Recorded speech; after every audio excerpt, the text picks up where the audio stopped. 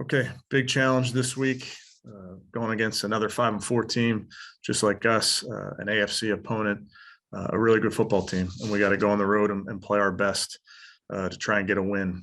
They're very, very well coached, as you all know. I think just offensively, defensively, special teams, they're very sound. They're very physical.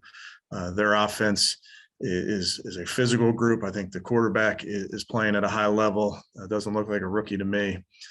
They can play physical brand of football with a bunch of different running backs. They have guys on the perimeter that can make plays, that can make contested catches, some really good tight ends. So presents a big challenge. And defensively, they're very big, long, play a physical brand of football. They can play 5 on the line of scrimmage. They can get into a 4 down front. They can pressure. They play shell. So it's an impressive scheme that can show you multiple looks. And then special teams, which they've always done a great job with, have great players. They play hard, really good schemes. So a big week of preparation for us to get ready to go on the road. And with that, I'll take any questions. Thank you, Coach. The first one will be from Jake Trotter. Yeah. Hey, Kevin, do you have an update on the status of Nick and Felton? I don't have an update on their status, no. Are you preparing to play Sunday without them at this point? And if so, if you don't have them, what is going to be the plan for you guys at running back, especially given where you at in that room right now? Yeah, I think we'll see in terms of their ability or availability. Excuse me. We, as you guys know the rules, we'll see how this week goes, if we can get them back or not. If they're unable to make it to the game, Dearness Johnson obviously is our starter in that scenario, and then we have some other options that we're going to look at this week. Thank you, Jake. We'll go to Tom Withers. Thank you, Rob. Thank you, Kevin. Excuse me. Can you tell us, is Nick symptom free?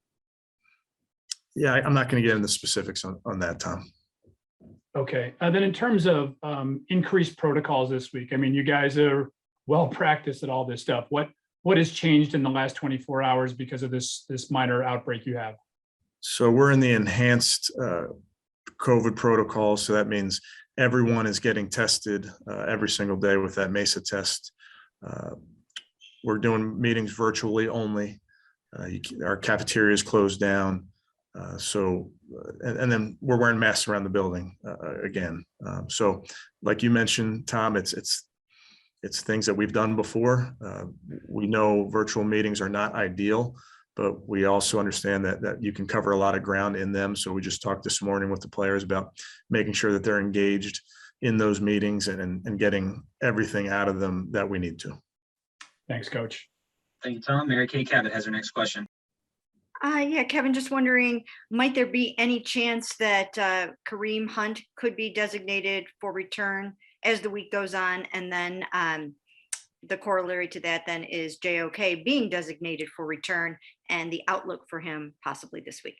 Yeah, we won't have Kareem this week. And then JOK will do some work today, and we'll see how he does to make a determination whether he's available to us. And just with Dearness, I mean, if he's got to be your guy, I mean, at least he got the job done for you one other time this season. So does that give you comfort or confidence going forward? Yeah, I think, Mary Kay, we've kind of talked about over the years that guys have to step up. We talked about it going back to that Denver game with Dearness, and he did. His role for us moving forward is somebody that we're going to count on, and he works very hard. Thank you. Thank you, Mary Kay. Scott Patrick, you're up. Hey, Kevin, with the 5 guys it is now, is there anything you look back and say, I wish we'd had different protocols in place so maybe things didn't spread, if that's what happened? I don't think so, Scott. I would just tell you, we follow whatever the protocols are, we follow them to a T. So it is what it is. And in that running back room, obviously you're down numbers right now. Could Jarvis get a look at that spot? We'll see. We'll see how this week goes, Scott, and see who's available to us and put together a plan. Thanks. Thank you, Scott. Dale Ryder, go ahead. Sorry, another COVID question for you, Coach. You mentioned you always follow the protocols to a T. So my question is, in the building's one thing. Are you asking players to sort of maybe isolate themselves when they're at home, lessen their public exposure this week as well as part of all this?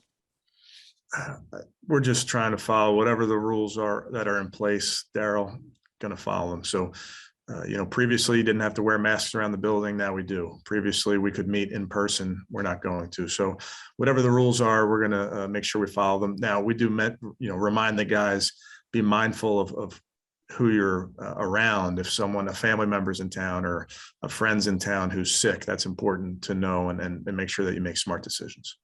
And a football question this week. You mentioned that Mac Jones, he doesn't look like a rookie to you when you watch him. Just what stands out? What's he doing so well that seems to have him on a pretty good trajectory here? And I think he sees it really clearly, makes good decisions, gets the ball out of his hand. You just see him progressing quickly. Thanks, Daryl. Tony Grossi is next. Kevin, when you were with Minnesota, I think the Vikings played Belichick's Patriots 4 times, going back to 2006, whatever it was. Mm-hmm. Is there anything unique about preparing for a Belichick team that goes beyond your opening comments about them being well coached? I don't think so. I have a tremendous amount of respect for their team, their players, their coaches. I think I mentioned to you guys the other day, Chad O'Shea, someone that spent a bunch of years there and understands how they go about their business. And there's no secret. They're very well coached. They're very sound in their schemes, good fundamentals, good techniques. So we have to play our best to try and get a win. Thank you. Thank you, Tony. Matt Fontana, go ahead. Yeah, Kevin, I know this is not a situation you would like to have experience in, but going back to last year, you guys had to play that Jets game with the entire wide receiver room pretty much battling this. I know it's the running back position, but is there anything you can take away from having to deal with almost, again, an entire position group missing a game? Or potentially not? I know it's not official yet. But. Yeah, I think, Matt, we just got to be problem solvers and see what comes, whether it's today, tomorrow, whatever. That situation was a little bit different. I feel like it was later in the week with that. So we'll see who's available to us. We have contingency plans and just got to really deal with it day to day. In a situation like this, do you see Baker kind of elevate himself? I know he's, the leader of the offense, but do you see a different side of him when kind of things are going bad and he needs to step up with guys being out, either injury or COVID? Well, I haven't seen him yet because I've only seen him virtually. So I'll let you know. Thank you, Matt. Nate Ulrich has our next question. Hey, Kevin. We obviously got the news that Nick Harris was the most recent addition to the COVID-19 list. With you guys testing daily now, do you know if you had any other positives today? We did not have any other positives. Okay.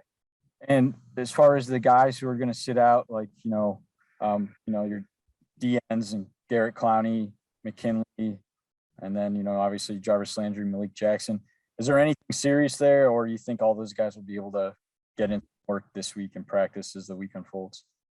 Yeah, I'm hopeful that all those guys will practice this week at some point. Thanks, Nate. Back to Tom Withers. Thanks, Rob. Thanks, Kevin. Hey, you've been confident that Baker would be able to push the ball down the field despite playing with this restrictive harness. Do you think he's gotten more comfortable with it? Did that have a hand in him playing as he did on Sunday? It might, certainly could have.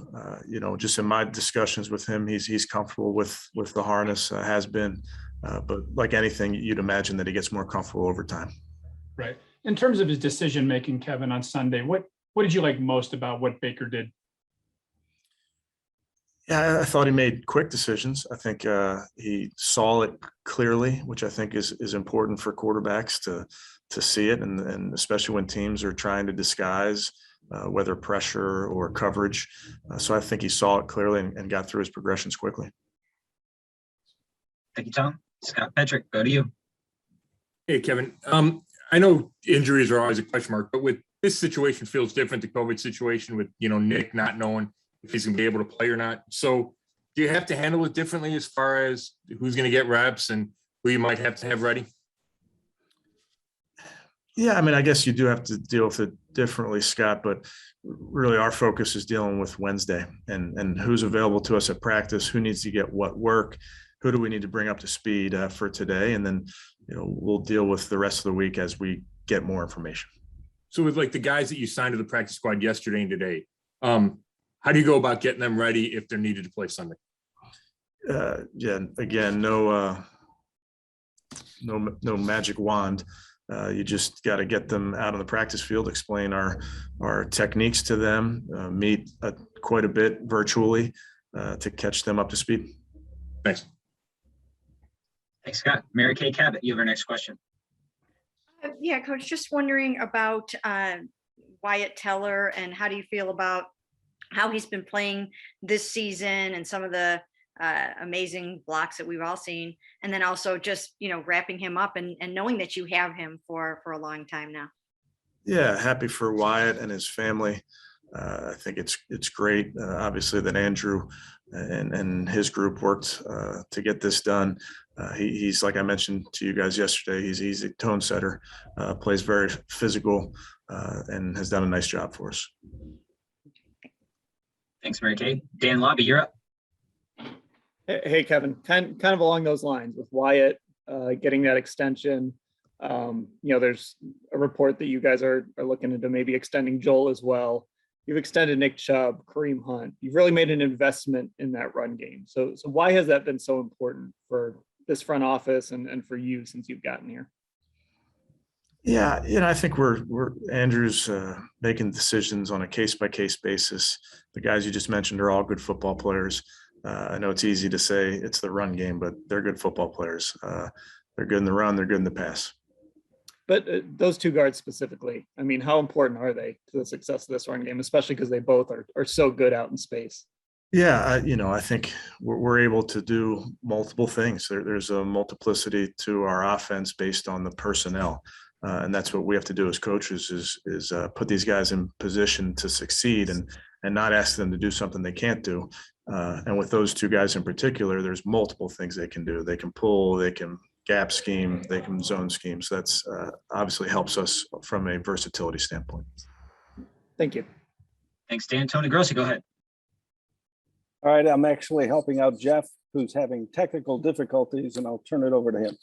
Not surprisingly. That's a phone a friend. Kevin, how frustrating, if that's the right word, is it when you have guys who are vaccinated, like Nick and others who are now, in the COVID program? Not frustrating. It's just I think we've all seen that across the league, across the country, that there are breakthrough cases. We understand that.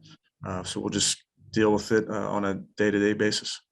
Does that give you more hope, though, that since they are vaccinated, that they can have these 2 negative tests so they can play? Yeah, I think we'll see, Jeff. I think it's unfortunate.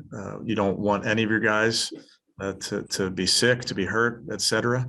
You don't want them to be on any list if you can avoid it, but we'll see how it goes over the next couple of days. All right, thanks. Thank you, Jeff, and Tony for the assist. Dale Ryder, your next question.